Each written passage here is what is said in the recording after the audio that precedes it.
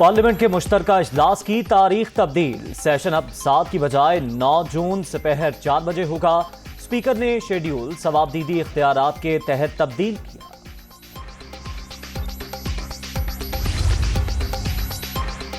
عمران خان نے اپنے لوگوں کو ایمنسٹی دی، کرپشن کے نام پر لیے گئے کروڑوں روپے کے ہیرے دبئی میں فروخت ہوئے، ڈائمنڈ کے ذریعے کروڑوں روپے کی منی لانڈرنگ کی گئی۔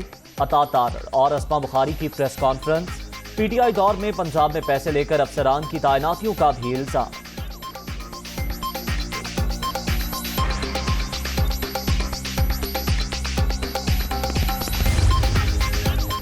بنی گالہ میں عمران خان کے زیر صدارت P T I core committee کا اجلاس، لانگ مارچ سمیت آئندہ لاہ عمل پر مشاورت، ملکی سیاسی اور معاشی صورتحال کا جائزہ۔